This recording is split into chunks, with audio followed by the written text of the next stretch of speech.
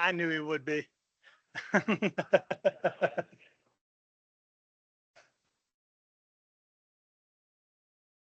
Good morning, everyone. How's everyone doing this morning? Welcome to the General Assembly of the New Jersey Geospatial Forum, Thursday, March 6th, 2025. For those of you here in person, and I just want to thank you all for coming in person. This forum started out, as many of us can remember, back as a state mapping advisory committee in the 90s, and this room would be filled with dozens and dozens and dozens of people, if dare I say, maybe hundreds. Today we have speakers that we're going to get to in a minute, and first we're going to do our constituency announcements. But for those of you in the room, I wanted to point your attention to around the room. You'll see something that looks like this, and it's got a QR code on it. It's just a fun little New Jersey quiz for us in-person folks, and there's going to be a little map prize for the top 5 scores. So we'll get to that at lunch, right? For right now, I'd like to get to the constituency group updates and task force reports, if that's okay. And whomever would like to go first, I was going to just ask Brian to come up and have be the start here as the state GIO. And then we'll get to the others.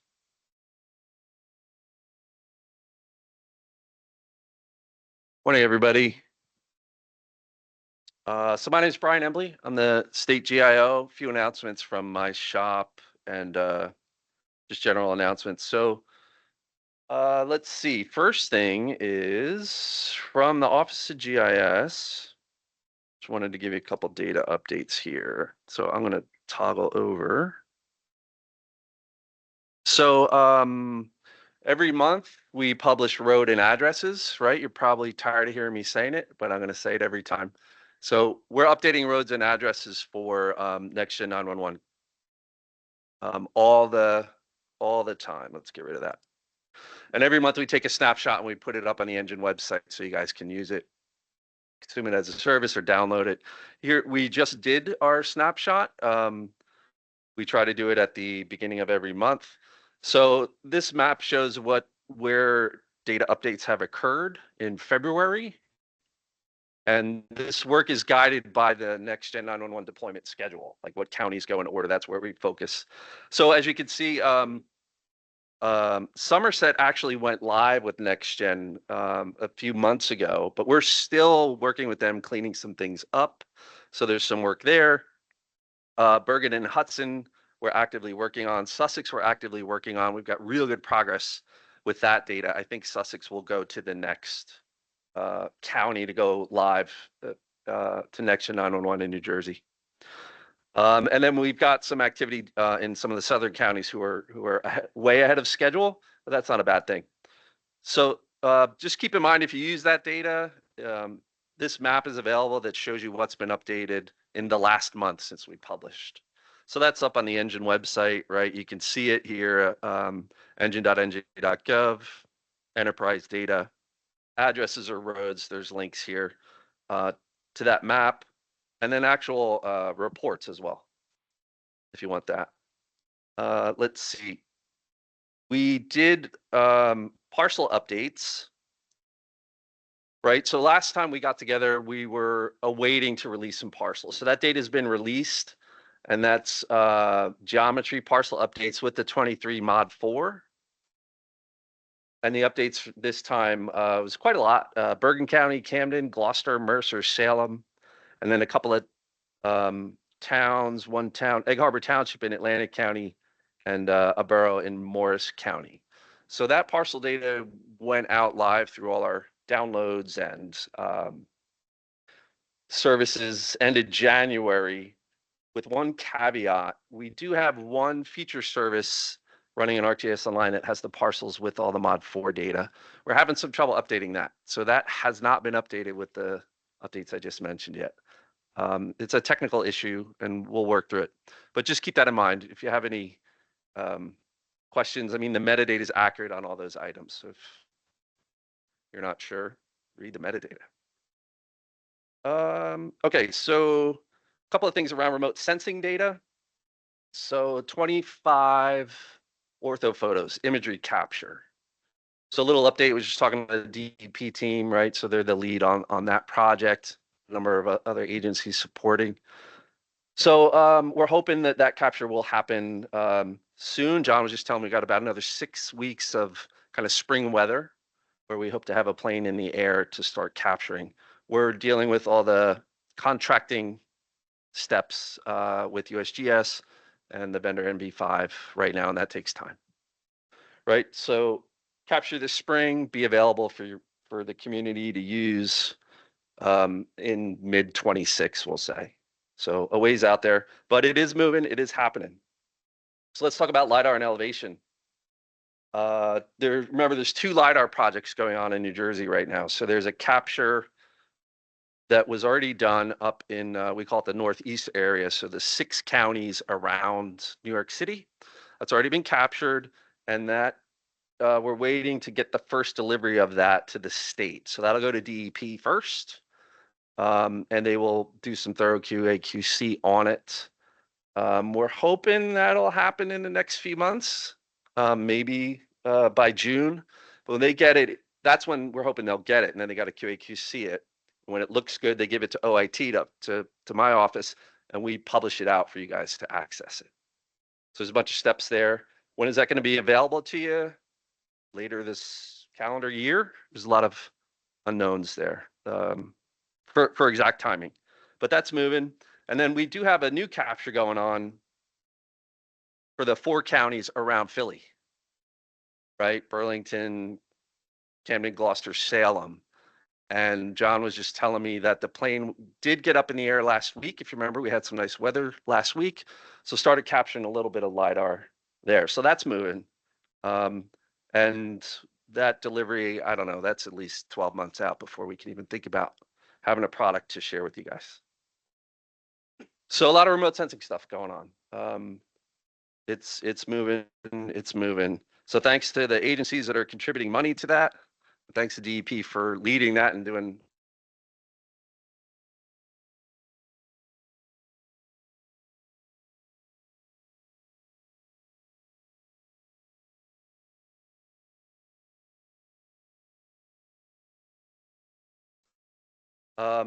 So great time to share your work. Lightning talk, 6 minutes or so. Present on anything GIS related work that you're doing, projects. Great opportunity to just show off your work. And it's 6 minutes, 5, it's not a lot of time. So it won't take a ton of prep. And, you know, if you're not comfortable presenting, it's only a few minutes. So that's June 5th. We need presenters. We had a great turnout last year. We're hoping to do that again this year. If you're interested in it, let us know. You could email me, you could email Matt. Matt's really collecting them. So that's 3 months away, but start thinking about that. We would love to have you guys present. We had 16 last. We have submissions so far, and gladly collect more. Test it. You have to be in person to present. At least, as far as I know, that was the last year. Yeah, that's what we did last year, and that was a logistics thing, just to make it flow through that many speakers.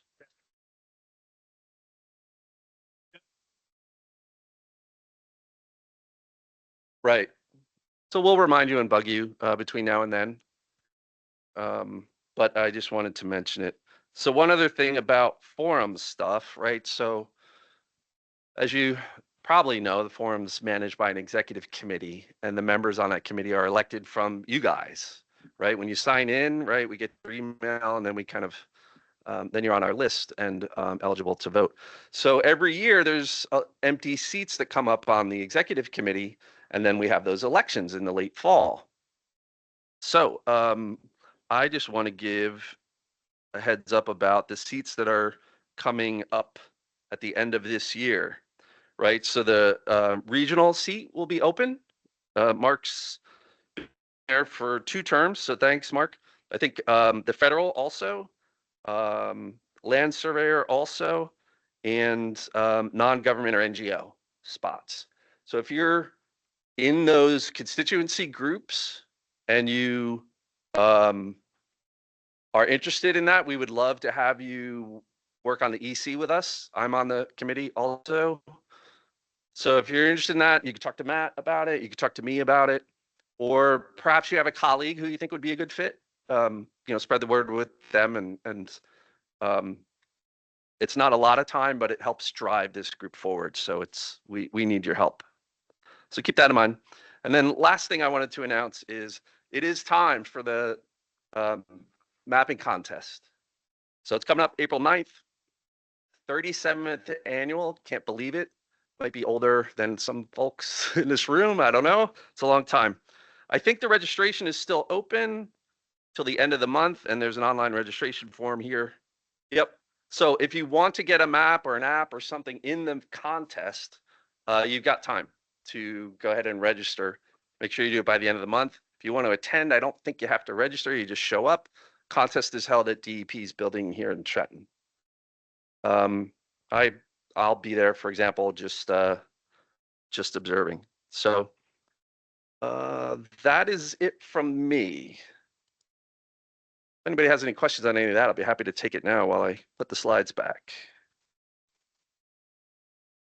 Shoot.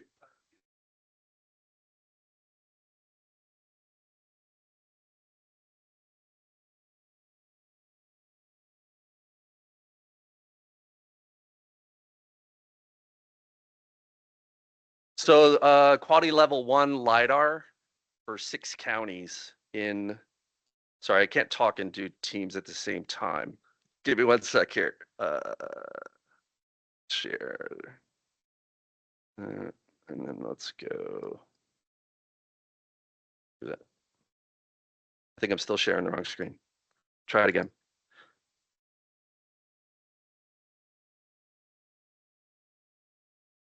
That looks right. Okay, so back to your question, right? So LiDAR is being captured for 6 counties around New York City. It's quality level 1. I think that's 8 points per square meter. Sound right? I see some nods. So that has already been captured, and there's a lot of post-processing. That's what's going to be delivered this calendar year, and hopefully get out to you guys this calendar year. So it's just that region, though. It's just those 6 counties. We have to carve the state up into 4 collection areas for this. Well, there are.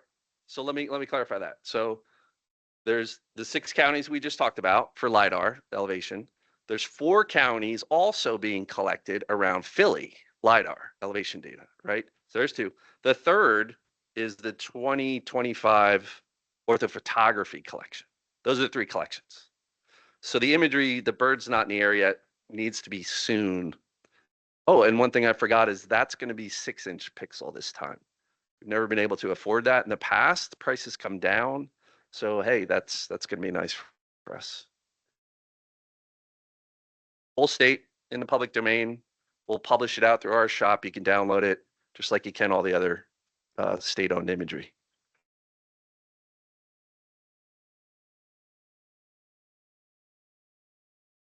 Yes, but nobody upscaled it. And I'm guilt tripping all of you local folks right now.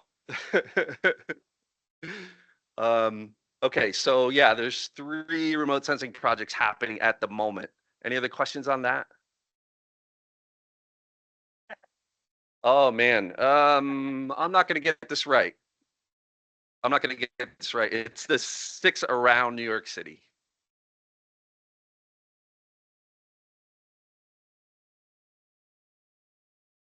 Down to Monmouth. So not you, just miss you.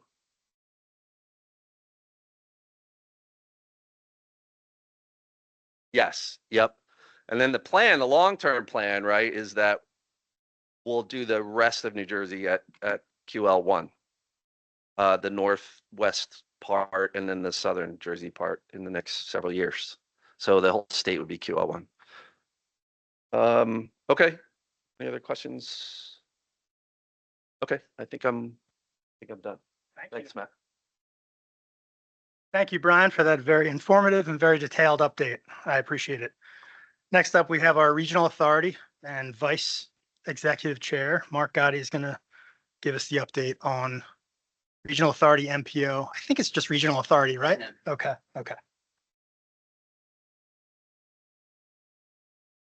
Morning. I just got one report from Jocelyn over up in the Highlands that they are looking for a GIS specialist too with some coding background who would like to work on interdisciplinary team.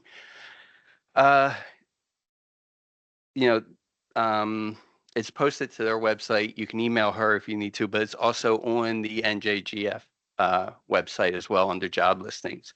Where I'm from, DVRPC, the big thing was that last month we had won a bet with Kansas City's MPO, the Mid-Atlantic Regional Council. So I'll get out of here before North Jersey people get on me, but we did receive some Chiefs colored caramel corn, which seemed unfair since 2 years ago I think we gave them tasty cakes, but yeah, go Birds.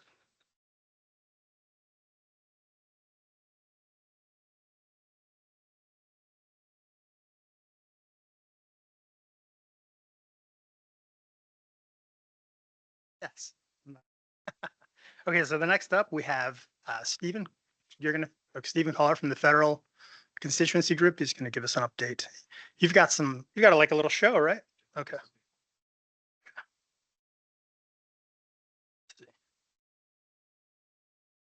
There you go.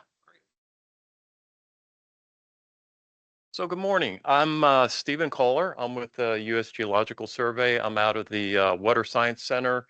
We're just down the road, approximately 20 minutes in Lawrenceville, New Jersey.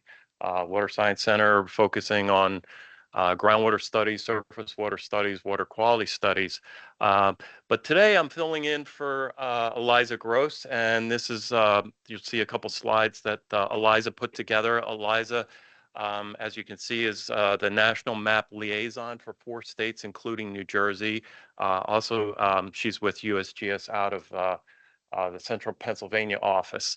And just one very brief editorial comment. I assume this wonderful group of people is well versed in current affairs, so you realize there's a lot of upheaval in the federal government going on currently. So the reason I'm here speaking on Eliza's behalf is because there's a spending freeze on Department of Interior, amongst all the other things that are happening.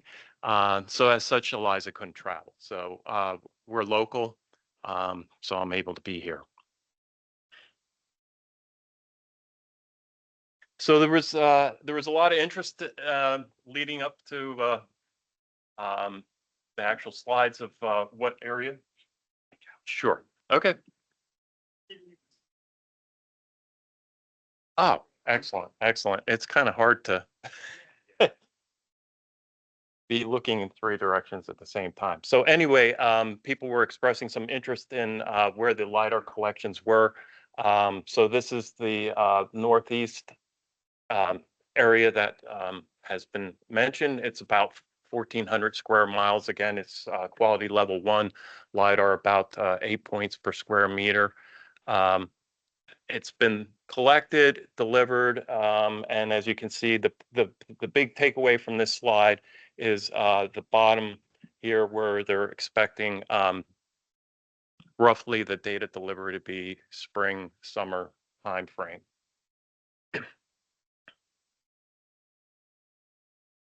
This is the other LiDAR collection that's ongoing that was also mentioned. Brian talked about it a bit, about roughly 1,600 square miles, also quality level 1. As you can see, funded by DEP, NRCS, and USGS, tied coordinated like the other study. And again, you can see the map of the 4 counties, which I would point out that if you want copies of the slides, the forum makes these available at the end of the meeting. So go to the Engine and Geospatial website and you can download this information. So Eliza's slides will be on here, or available, I should say. So as you can see, again, the data acquisition is ongoing. You can see in the figure in the middle there that roughly 10% of it has been acquired, and they're anticipating, roughly 2026, early 2026, hopefully for the final data delivery. And then this is another USGS effort called the 3D Hydrography Program, or 3D HP. I imagine a lot of you are very familiar with the NHD, the National Hydrography Database. So the way to think of the 3D HP is it's essentially the replacement for NHD.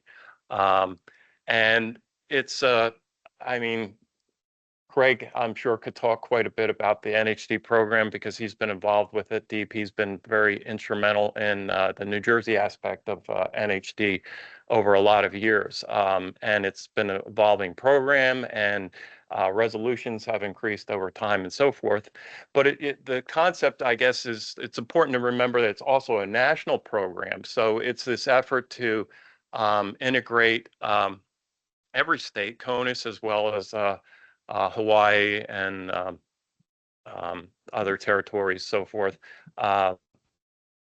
So it's this large undertaking, very large database that they try to set standards for and collect in similar ways. But the big difference with the 3D-HP is it's a better integration and use of LiDAR data and elevation-derived products. So you're integrating the surface water attributes with elevation. And essentially, it's starting off in this area. You can see the map here, which is primarily Delaware because of the funding available for it. But in the blow up, you can also notice that there's a portion of New Jersey that's being collected part of this study. And that's a section of Gloucester and Salem County from, I believe it's Ramapo down to Salem River. And again, the key takeaway is this is a pilot early on, and data delivery is expected sometime kind of late 2026.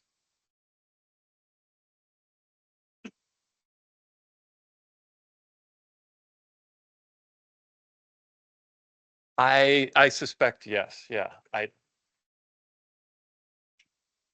Sure. The question was, are they expecting to release the pilot data set? And I believe so. But which gets me to the next slide, and that's if you have questions, direct them to Eliza. There's her email. She's obviously much more involved in this and is a great resource. So thank you. Yep. Please tell Eliza we miss her and hope that she can return very soon. Constituency groups that with reports, I believe I've touched on them all. Is there anyone out there that needs to report on something? Otherwise, we're going to move to our presentation part of the meeting. So we have Dr. John Hasse from Rowan University, and he's going to show us Smart Growth Explorer and Remaining Landscapes, his solutions there. Dr. John, if you come up and at your leisure. I thought we had one more. Sorry, I would have alerted you to be closer to the front. Sorry about that.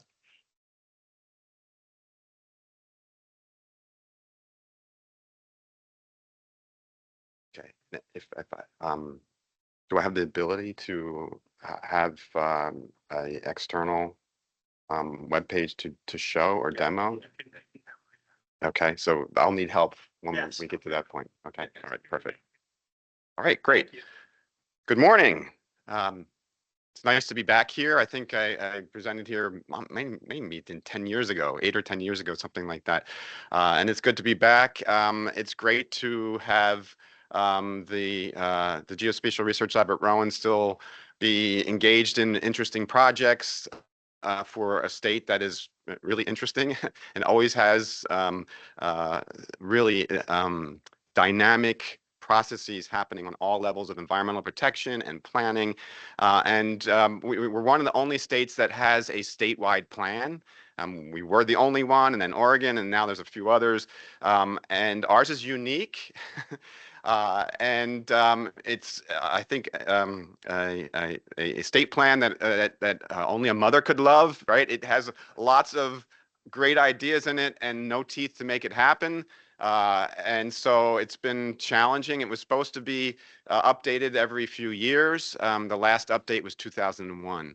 And this year we are breaking that kind of mold, and there is going to be an updated state plan. And the preliminary has been approved in December by the State Planning Commission. So this is a big milestone. We're going to update the state plan, and it's still not going to have teeth, but it will have some refreshed kind of concepts and principles. And we're also, Rowan's part of the team that's doing the impact assessment of this new version. And the data that we're looking into is really showing that the impact of the state plan, whether the state plan intentionally did it, whether it was because it was followed, whether these ideas have trickled down, the development patterns have had a remarkable shift away from large lot sprawl. Not that that isn't happening, but the amount of higher density multifamily, higher density development has become a much larger portion of the development footprint in New Jersey. So that alone, and how it's lining up with the state planning areas is really, really interesting. And that's part of what I'm going to talk about today is the mapping that we're doing in coordination with the Office of Planning Advocacy. And I think Lisa Avichel is here from, there you are. Okay, I see your hand there. So Lisa, please chime in at any point when we're talking about this update process. There's two mapping support projects that Rowan is doing with the Office of Planning Advocacy, but it's not changing the state planning map. The official map stays the same conceptually. Not that towns can't have the ability to adjust lines and change things like that, but that's not what Rowan's doing. We're supporting that to a degree, but our mapping is, what do you do with the state plan ideas on the ground with your town, with the ideas that the state plan is trying to promote with smart growth and avoiding development in areas where it should be avoided. So anyway, let me say first that the work that we're doing at Rowan is something that you have to have the great people to do it for you. I have 3 superheroes. I have a whole team, but I don't do this stuff. You know, I'm going to show you. I'm good at showing NJMap, but I could not program it if my life were depending on it, because I have some very talented superheroes. Mackenzie's the only one here today. I think Katrina is online. She would have been here, but I guess she's having her superhero costume being laundered today, or she's a little bit under the weather. So, but my team is really what makes this happen. And so I just really want to, kind of shout out that if you want cool things to happen, have a great team of people behind you. And so we'll start with that. So anyway, NJMap has been around for, I think, a dozen years now. And it really started as a way of looking at the DEP land use land cover data, which for my dissertation back in 2001, started looking at the change between the dates. It's really exciting. We're going to have a new set of aerials taken this spring, which will turn into the next DEP mapping. But I kind of have made a career out of comparing each iteration of that land use data. It's really fascinating. There's so much information in there. And then being able to have that information be useful for all kinds of purposes, from planning and local municipal actions and environmental and educational work. And so what we did was we took the data and then and the animation's not working here, but this is an animated GIF. And if you could see it, you would see the urbanization growing. This was kind of our first foray into online mapping. And what it did was we realized that communicating the data is really very powerful than just having the data out there. So, and animation is a great way of having a process be understood. A lot of times you will have a municipality or a watershed organization be talking about something about, development change or this was a farm field, now it's a Walmart. But to be able to see that change over time was really a game changer. And this kind of like really started the work at the GeoLab in trying to take the data and find creative ways of making it understandable and presenting it. And so if you could imagine the animation that's not happening right here, we figured out how to do animation, but it wasn't using ArcGIS Online. ArcGIS Online is very restricted in what you can do. So we had to make up our own mapping tools. And so we have open source. The NJMap engine has Postgres as the background and several different mapping applications. I think this version is using Leaflet, and now we're moving on to some other mapping versions. But to create your own mapping, it gives you a lot more freedom in making the data communicationable, if that's a word, right? So NJMap was never intended to be an online GIS where you can do analysis. It's really an online data information storyteller. It's a storytelling device to take geospatial data and make it understandable to stakeholders that aren't necessarily GIS experts like you are in this room here today. And so that's kind of got us started with how we think about presenting data in ways that tell the story and that are useful for helping to implement policy and whatnot. So we've been doing different themes in NJMap since then, and we did a number of different projects. We've been doing a lot of mapping for SADC, mapping the farms and farmland preservation and DEP and a lot of different constituents. And this past year, we started working with the Office of Planning Advocacy first in their work with developing policy for warehouse siting. And so we do have a theme in NJMap that is having some of those factors that should be considered for where warehouses should and should not go. And then that kind of turned into the question of, we're going to be redoing the state plan. Do you think that NJMap can be helpful in helping to communicate some of the processes that are involved with that? And so it started out with the warehouse mapping, but then turned into first a map that was mapping development that's happened since the first state plan in 1986, and then trying to show how that development happened and the different factors and whatnot. So we have a map theme that looks backwards. What has happened since the state plan was first implemented?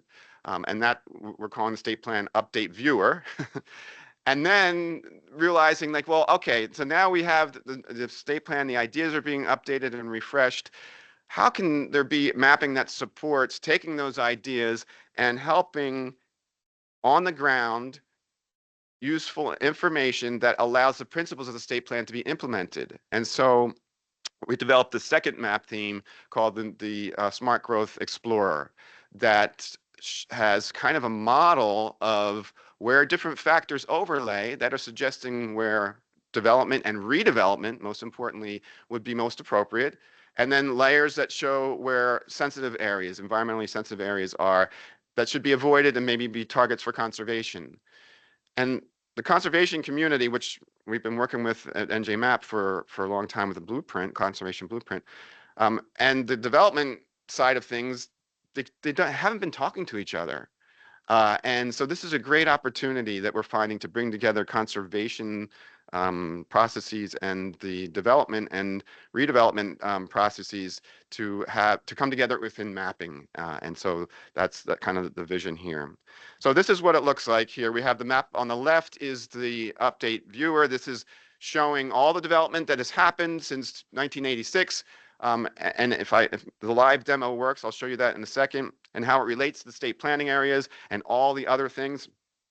That's going to be related to the impact assessment that we're doing. You're going to be able to read the impact assessment and go onto this map on the left there and see some of it for your own town, how it's played out there. And then the map on the right is the Smart Growth Explorer, essentially a suitability model where you have factors that are conducive to being a good idea to encourage development there and a good idea to discourage development here, putting them all together so that it doesn't tell you where you can and cannot build. It's a model that shows you where those factors are higher or lower, and the towns still get to decide how to use that information in developing their own policy.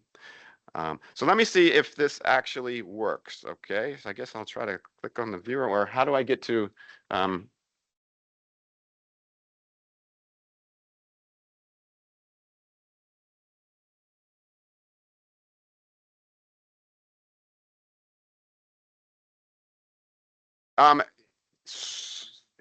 yeah, so the question is there zoning information in the mapping that we have? Not as you described it, that it'll be fully available, that zoning is there. I mean, there's various processes of New Jersey working on statewide zoning. Some counties have composite zoning. There's some stuff out there. It's not yet in the mapping to a degree, but we do, as I'll show, be able to have what we call data bridging, that anywhere in the NJ map universe, you right click and you can bring up the community, the DCA community asset mapping. And that map has a layer that links to local zoning, and many of those, and I can show you that if you're interested in that. So there is some zoning that's in there. It's on our radar, so to speak, that would just be ideal to have that. It'd be great if it's within the parcel mapping, mod 4, right? So when it becomes there, yes, that will be fulfilling the vision of zoning. But right now, it's not there to that degree. But this is the beginning. This is a beta version of the Smart Growth Explorer. So, all right, let's see if I can get all right. To get a new tab, or do I have that kind of in the way there, right? That's not showing. Okay, just a new tab right there. There we go. There you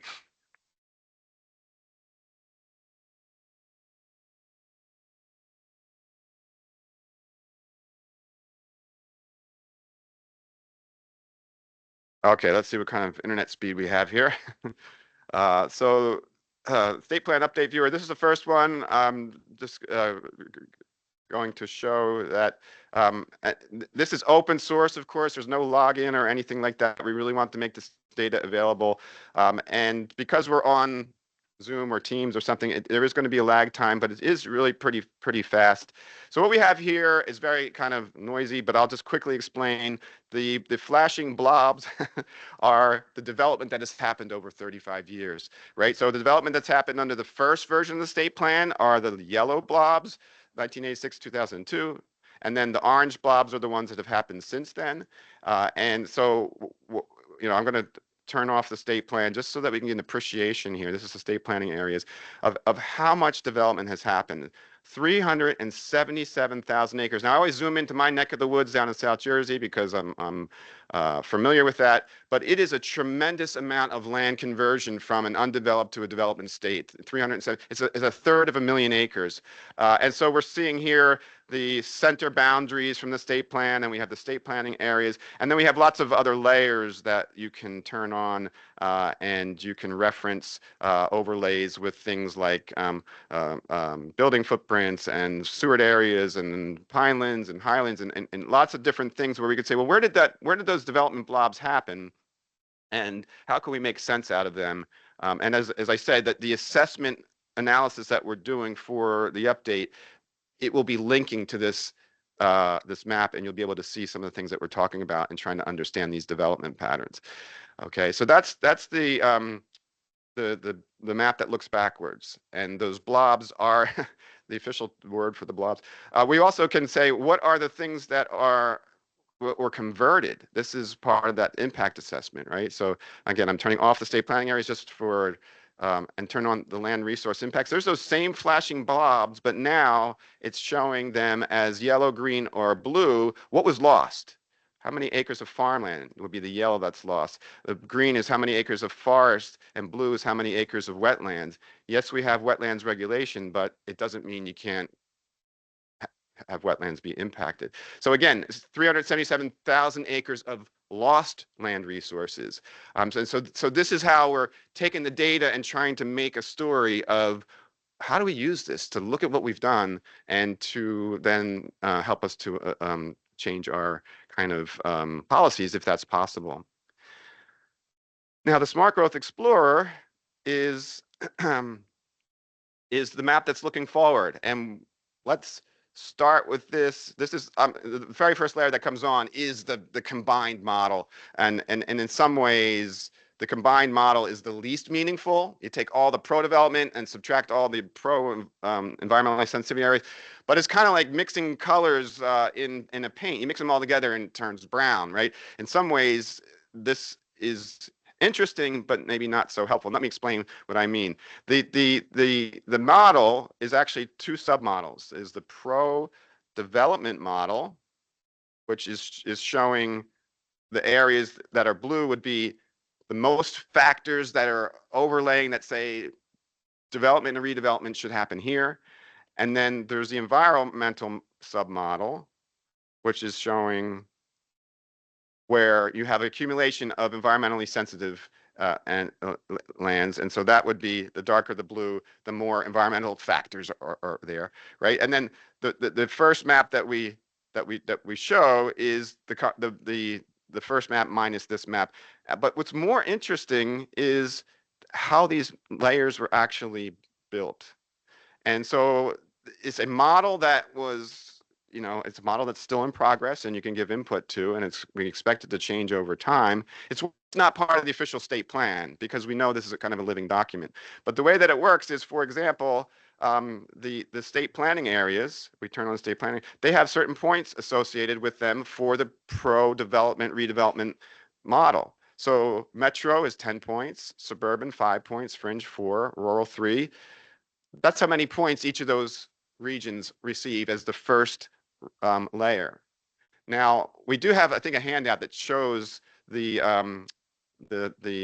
point system, and I have a slide that brings that up as well. But I'll show you a little bit in the demo here first before I go back to the slideshow. So the state plan centers, they get the 25 points for designated centers. Historic preservation, you get 1 point there. Let me turn off state plan just so that it is understandable by what I'm showing here.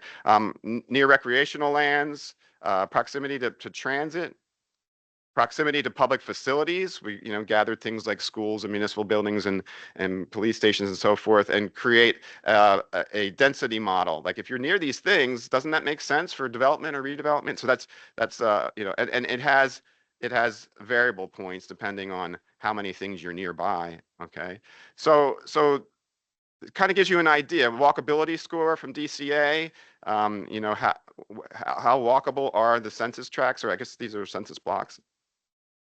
And all these things added all up become the environment, the development redevelopment submodel. And when you zoom into these areas, you can see the artifacts of the different things, transit and the different walkability zones and so forth.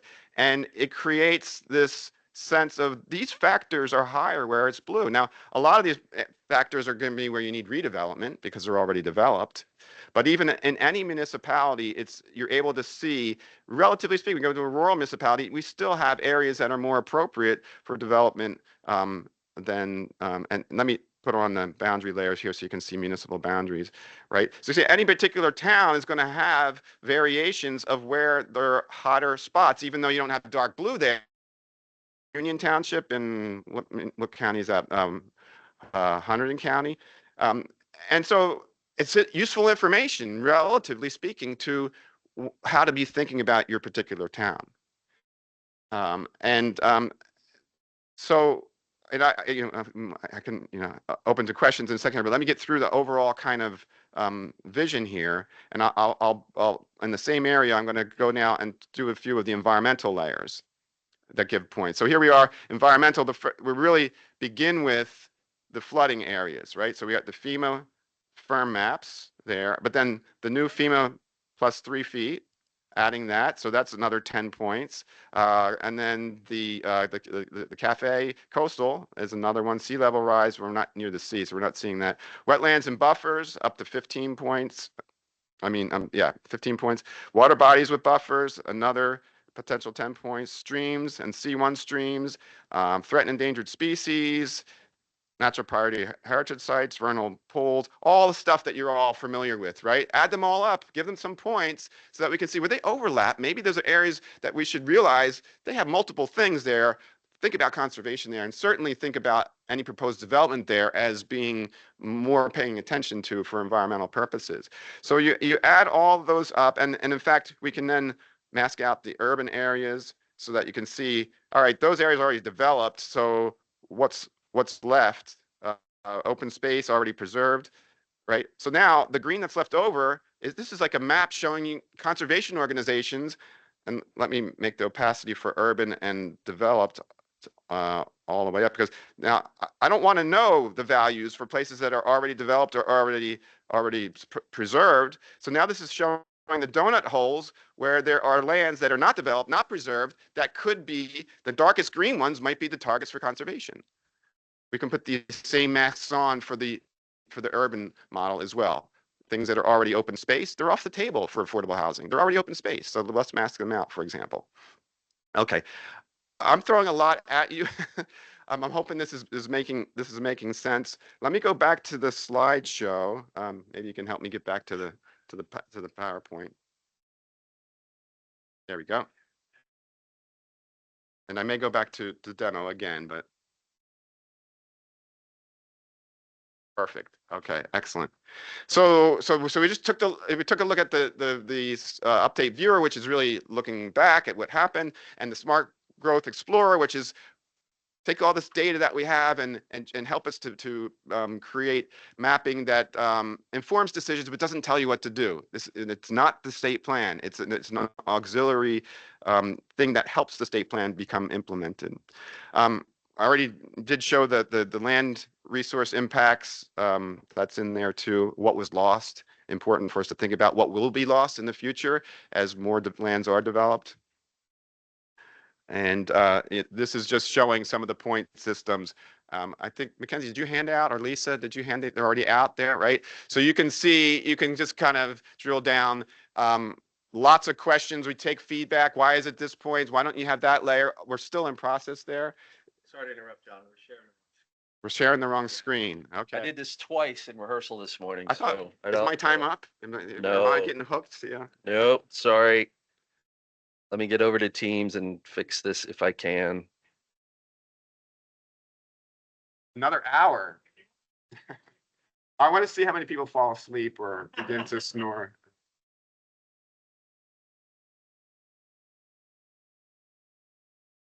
Yeah, let's try that. That's what we want. Yep. Yeah, we just made a mistake in the sharing there. Okay. So that is what's up there. That's what's up there. All right, Yep. perfect. So I think we're Okay. good. Fine. All right, I'll try not to change too many times, but I may need at least one more flip back and forth for the demo. Okay, so these are the pro growth and redevelopment factors as they are today. We're collecting information. We imagine it might be biannually. We'll revisit it and tweak things or add stuff or take things out. This is the first shot at the idea, the concept, and because it's not officially the state plan, it can change over time. But the Office of Planning Advocacy, we have a team of people that are giving input to it, that are kind of overseeing, like arguing what the points should be. We don't want to get caught in the weeds with that, but we do want it to be able to be adjusted. So we want input, and there will be a process to change this over time.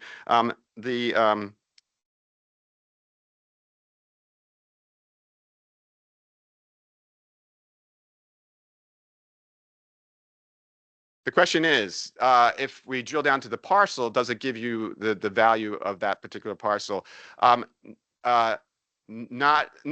not yet. We can do that. That's not something, because we do have our own parcel mapping dimension here, our own parcel mapping background. We call it Parcel Explorer, which is available throughout all NJMAP. But you can click on the map, and it will give you a pixel value. And so that wherever you click on it, the pixel value will show you what the points is. It won't be for the parcel; it'll be for that pixel. But that is, at least a way of seeing what the point value is there. But we want to emphasize the points are in some ways arbitrary. They are a model that shouldn't be relied on that this is 4 points, and this is 5 points. It's like it should be thought of as relative, or we're going to get ourselves into arguments that are really meaningless.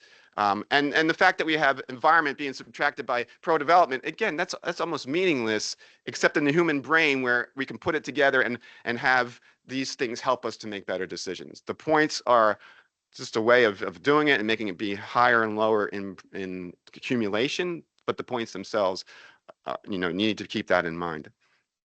Okay, so those are the environmental factors as they are of today. DEP had a lot of input in this. Thank you, Nick Angarone, for all the feedback that he put in. It was very helpful. And so this is, my slide. If the demo didn't work, this is the Smart Growth Explorer slide, and this is showing the pro development model. And then we're zooming in to show it here for, what is it, Bedminster Township, or one of the places that we zoomed into, just to give you an idea, overlaying the parcels so that you can really see the parcel boundaries and understand where their colors are. And you could click on a pixel. We don't have that the click pixel thing function at this point, but it will be. The smart growth, this is what I demoed here, showing the environmental factors. Now this is down in Glassboro, our neck of the woods where Rowan is. And so that's the big idea for the state plan augmentation maps. They're helping to augment the state plan and its process. I'm going to talk about another project here about how we map out what land is left. But maybe this is a good point to have some questions about the Smart Growth Explorer and the State Plan Update Viewer. And since we have Lisa Vichio from Office of Planning Advocacy, she might be able to help answer some more questions about that. So maybe I could open up to any questions that are related to the Smart Growth mapping, Smart Growth Explorer mapping project that we have here.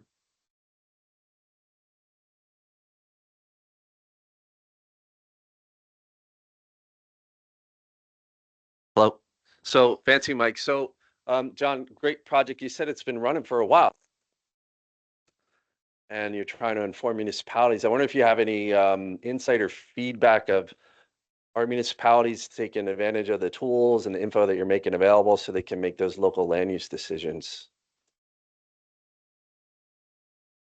There have been some. We've had some interaction, but this is the first time we're involved with state planning kind of mapping directly. We've really, in the last 8 years, been working on the conservation blueprint, which is similar. Actually, the conservation blueprint modeling, if you're not familiar with it, is very similar to the overlay with points. And we've been working with the conservation community.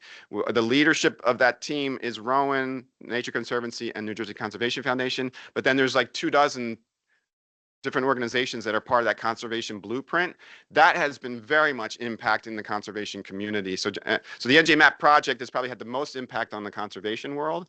And now we have this opening to the development world. And we're really happy that we can maybe be a bridge to bring these two really interesting forces in New Jersey together. The race for open space, why not coordinate it instead of being like fighting against each other, right? So what we've been told anecdotally is that the Builders League loves this map because now they know, have more information about where they shouldn't be building it.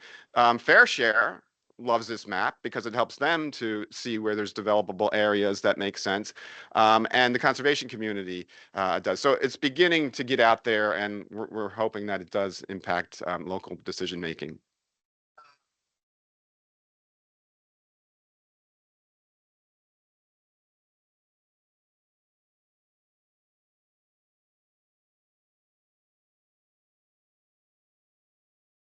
Values into this model to help with that, because the issue is revenue is based on property value, and a change in land use has an impact to property value.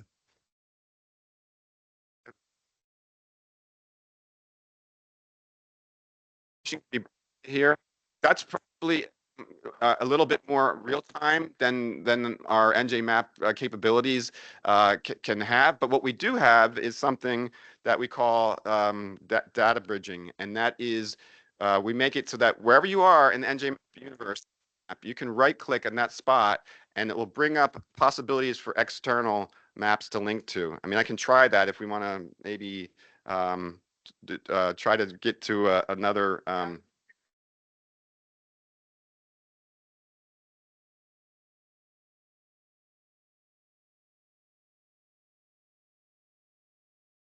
a great model, economic impacts to property has larger impacts revenue system. Let me give you my version of how we can do that. I'm going to turn off these layers that are not coming through here. So let's say we have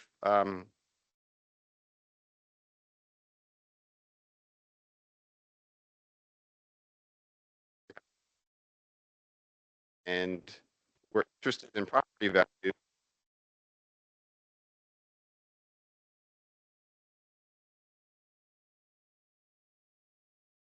That it links to for that spot. So that's our version of having property value data. Is like Zillow is going to have the most accurate information at any one time. So this works pretty well. And this is where I had mentioned that the DCA mapping has community asset map does have the zoning map. If you turn on the okay, all right. If you turn on the new zoning map data layer and you click on it, it will bring up a pop-up that will show you zoning map, more information here, right? So this is pretty cool. You can get all the well, you know, it uses what eZone 360 or whatever. So the zoning maps are accessible through data bridging to DCA to the person that's using it, but we don't host that on NJMap per se. Okay. Any other questions about the state plan, Smart Growth Explorer, and the state plan update viewer?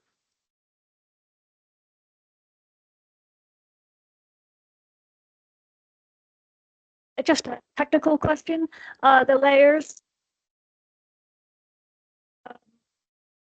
Can I get to the source of the map with the layers?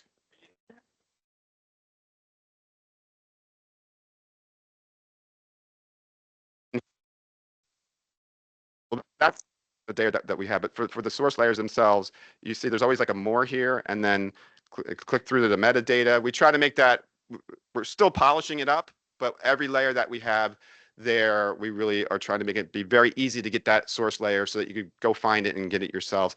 We will layers that are created be able to be available. We're not there yet for that, but anything that's somebody else, we don't want to be the purveyor of that information. We want to link you to them, if that makes sense there. Okay. All right. Any other questions about the smart growth, about the state plan, anything like that?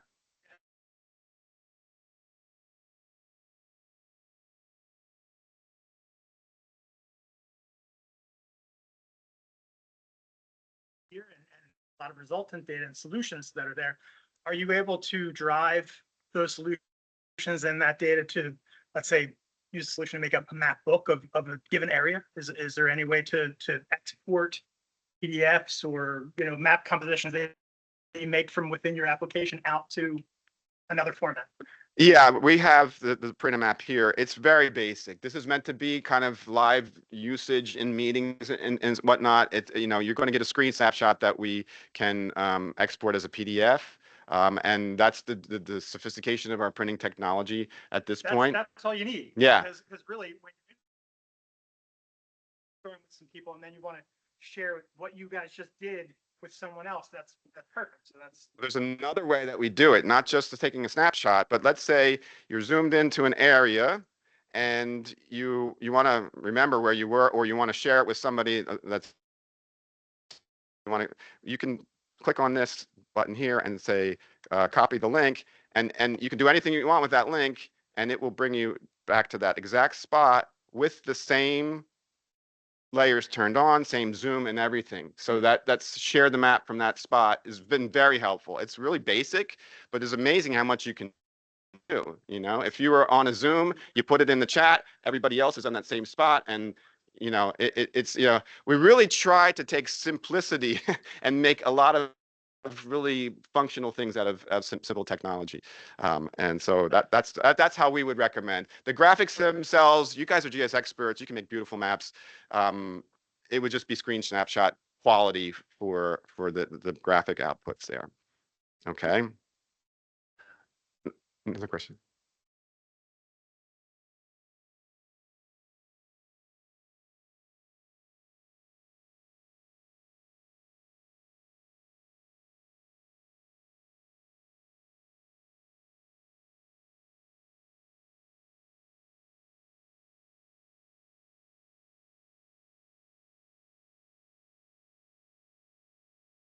That's exactly what we're doing. I'm going to quickly see if this works. This is the urban mapping that we started NJMap with, and it may take a little while. But this is the animation that began to be the. I realized the power that it had in meetings. When people could see their towns animate over time, it changed the conversation from, you know, from being overly emotional about land uses and land losses to like, wow, this is the change. So you can see that the change turns here now. 2007. You see every time you have a change of the DEP development data, it creates that animation, you know, up to 2020. So this was a little engine that started the whole NJMap thing. It's still there, and we have lots of other animations that help to tell that story. But what we're working now with the impact assessment, which is part of the state plan update, is taking these growth patterns and saying, what if? And thank you for actually segueing into the second part of my talk, which is remaining lands conversation here. So I will start talking about that. I just want to give Lisa Avichel a chance. Do you want to say anything about the process of the state plan, or you know, you have your GIS expert community here. Lisa is also a very talented GIS person for OPA. Thanks, John. I just want to say that we're very proud of the work that Rowan has done. This idea for the Smart Growth Explorer started in a windowless room with like 4 of us just trying to talk about factors, what we think were development, redevelopment, and then John and his team took that and made this wonderful product for us. He did present this at the State Planning Commission last year, so we do have a training video on our website that you can go through, and it's basically a demonstration of how to go through all the tools itself. We are in the middle of our cross-acceptance process, and I know Elena Gable from Cumberland is here, and she's been using this product. Her municipalities have been using this product. Part of the cross-acceptance process is municipalities looking at the state plan policy map and looking for changes that realign with the new policies in our preliminary plan that has been released. We're asking them to use the Smart Growth Explorer to look at justifications of why their land use may have changed and why maybe they should go from a planning area 1 to a 2, or maybe they're not a 5 anymore and they're more dense than they believe. So this map really tells that story of what their land use looks like live today.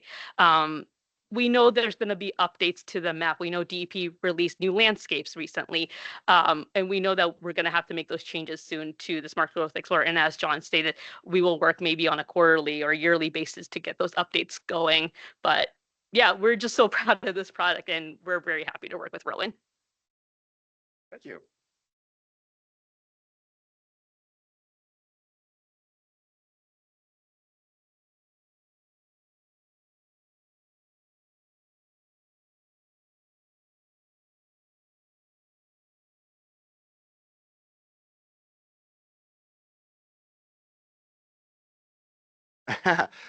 Well, I think the answer to that, and the question is, what if some of the numbers are tweaked in the model? Like, how would it change the map? That's a great question. It's a what if question, and we hope that those questions continue to be asked. And this idea of updating maybe twice a year, once a year, quarterly, is exactly that. We get input from somebody that offers an idea or feedback of why this is great, or this should be that, or you know, this doesn't make sense, or do you know about this layer? we want all that information, and then we'll see if it makes sense to easily bring it into the model, and then we'll be surprised at the what if. I don't think any one factor is going to change it dramatically, but it might. There might be some things that do. But overall, we want the best. It's kind of like we could have everything in here that anyone could think of, but this is kind of like an index, like the Dow Jones, right? You don't have all the stocks in the whole world. You have certain factors that are important ones. So we think about this kind of like the Dow Jones as an index, and that means it can change. The Dow changes. They decide to put Google in and take General Motors out or whatever. So it's kind of on that level that we expect this to evolve over time. But it's still coming at us. DOT does sit on our state planning commission. So when we're going through this, the reason why some of it might be arbitrary is because we did have an advisory committee. Our state planning commission was involved, our planning development committee, our interagency council, our consulting groups. They were all in, they all got to see this before it went live. They all had input, and we're still taking that input in. Thank you. Great, awesome. Thank you, Lisa. Okay, so this segues into the second project that has been kind of an ongoing analysis that we've been doing in the GeoLab for a number of years, related to developing some available land numbers for the Fair Share Housing Center. That's what kind of got us started in this. But the question is, all right, we have New Jersey's 5 million acres. We know that there's about 1.6 million that have been developed already. We know that we have about 1 million acres of wetlands. We know we have a lot of open space, over 1 million acres of open space, but they all overlap each other in all kinds of different ways. So how much land is actually left that could be developed? That's an important question, and it's not as easy as it might seem. You can just do that in GIS, just overlay everything. But we've been trying to do a version of that for a number of years here, and we have our latest version that has that we've just kind of released. And it's related then to, okay, the Smart Growth Explorer shows suitability values. But where can we see a map that shows like where can that actually happen? So let me bring that up. This is called the remaining landscapes. Remaining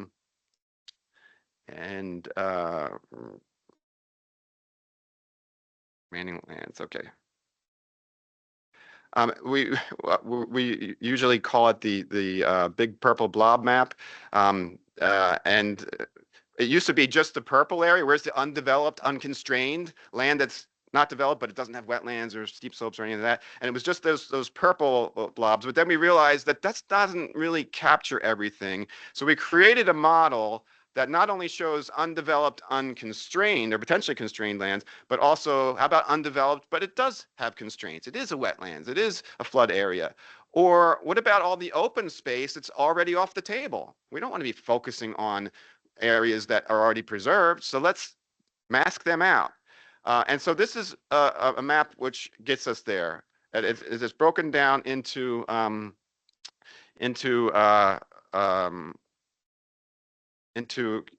7 categories. Is it developed already? Then it's pink. Is it already preserved? Then it's green. Is it undeveloped and there aren't indications of constraints like wetlands or not? Then it's purple. If it's undeveloped, but it does have constraints, such as wetlands and floodplains, then it's blue. And then what if it's developed, but there are some constraints there, typically stream corridors where you have flood areas, but it's already developed? Those are orange, and those are kind of important because maybe those are areas where you don't want to redevelop, or you want to be thinking about green lighting streams or something like that. So we're trying to, again, make the model very simple, but be very powerful at the same time. How do these things all overlay so that we can get a number of acres that are potentially undeveloped, that are vulnerable, or that are targets for where you want to concentrate growth or where you want to concentrate conservation? So this model has been requested by and used by Fair Share Housing, by the NJ Change Project for habitat connectivity, for the Smart Growth Explorer, for a number of different things. And it's cumulative in that for example, if you are going to show number of acres, we take out roads. We take out roads because roads are not candidates for development. Now, that's obvious, right? But it makes a big difference on the acreage. We have 300,000 acres of road corridor rights of way. And so that's a big chunk to take off the, can we preserve it or not? You're not going to preserve a highway median. I mean, maybe you think about it ecologically and whatnot, but so these black areas are not areas that are places for affordable housing or for land conservation. So they're off the table. They're not part of the calculation. So same thing with open space. It's already preserved. So it's off the table. We don't care if it has urban or flood zones or anything like that. It's protected. So that's we can kind of work on that. We're working with the Garden State Preservation Trust on really trying to get a good number of how much is developed, because there's no one open space data source. There's a whole bunch of them. As you guys all know, we've been working on trying to get an open space composite map for probably a decade, and we still don't have it. It's a hard thing to do. Well, at Rowan, we think we have the closest version of that. We don't have a combined open space map, but we take the parcel map and we overlay all the open space layers that are available. And we say, okay, parcel, are you overlapping the DEP open space or SADC or PAD USA? And if you are, we flag the parcels by the open space that they are overlapping. We call that we have that down here. We call that the reserved open space. We call that our land conservation index, right? And that's something that is available throughout our different NJMAP layers. But this so this model, like, what is the constraint? We have, the blue and the orange is developed constrained and the blue is undeveloped constrained. What are the constraints? What is that constraint layer? Consists of water bodies and buffers, streams with buffers, wetlands with buffers, steep slopes greater than 15%, coastal sea level rise, and 100-year flood zone. That's our constraints layer, right? If there's any one of those, that's why this is complicated. They're all overlapped. Some of them are wetlands and flood. Some of them are steep slopes and wetlands, or not, well, along stream corridors. But those are our constrained lands. And so the map itself, constrained lands are cumulative, flattened down so that we have one number of constrained lands, whether it's overlapped with other constraints or not. We just want one number. And that's the vision of this remaining landscapes model. It's the state of New Jersey is 5 million acres. This model is 5 million acres. But it's complicated that you have an overlay of different things. Is it open space? Is it wetlands? Is it floodplain? And so this model helps us to flatten that down into a model that is simplified, but is really focusing on the undeveloped lands, the undeveloped unconstrained and the undeveloped constrained lands, and the developed constrained lands. Those three categories are really useful information for land planning, for conservation, for smart growth analysis. So that's out there. It's not part of the state plan directly, but it is associated with the state plan work that we're doing, but it is being available for a number of different constituents. This is also going to be analyzed in the report, showing how many acres in each planning area are available for the future. Drilling down, every town can know how many acres they have of available constrained and unconstrained land. That'll all be produced. We're just not there yet. So that's the remaining landscapes project. It's one that we feel really excited about because it's different. It's not been done before. And, I think we have a unique kind of approach to doing that. And we're hoping that it is, again, helpful to both the development, planning, educational, all the different communities that this could be useful for. So with that, I will open up to questions about the remaining landscapes project or anything else, and then wrap it up here. I think I've successfully put you all to sleep. It's those purple blobs, right? It's like, an ink blob. You can kind of, psychoanalyze here. I've been trying to, yeah. So, and can I get back to my presentation and have my final slide? How do I do that here? Yeah.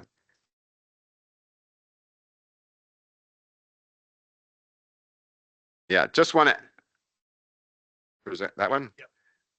Yeah, again, just want to acknowledge the small team that we have, right? It is a little shoestring team, but it has been really just a blast working with really energetic and visionary people. So thank you, Mackenzie. Thank you, Katrina. Thank you, Mark, out there and all of our interns and all of our part-timers. It's really been a blast.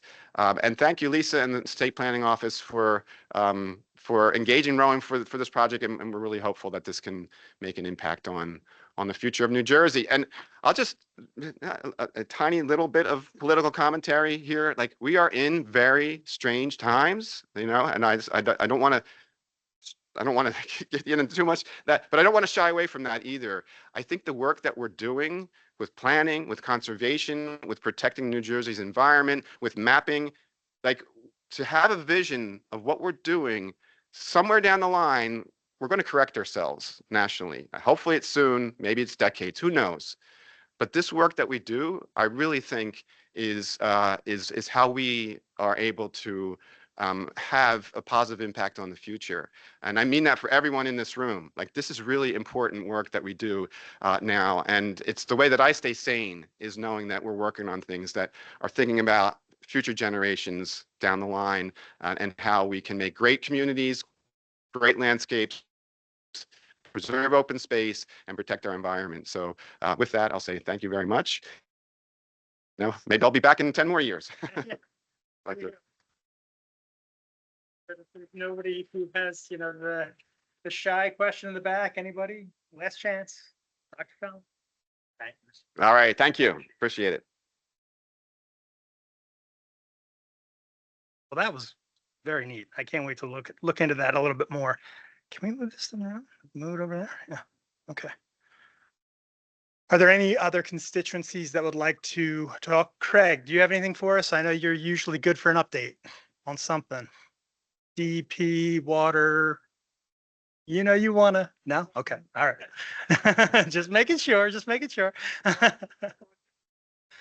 All right. All right. Well, if there's no more, Brian, Scott, is there anything else from anyone else? Dave, Mark? All right, then I guess we'll bring the meeting to a close, and I just want to reiterate, thank you all for coming again in person. I really appreciate that, and I look forward to chatting with you while we're here. There are a little game I've got, QR code in person, map prizes, top 5 scores. I encourage you all to check that out. Otherwise, I guess we'll bring this meeting to a close. And lightning talks. Send me your lightning talks. Duffy_Matthew@aclink.org. I will accept them. I have one already, maybe possibly 2 already. I think we're good at 16. So send them in now while we've got open spots. Okay. Thank you very much, all. Bye-bye. Stop.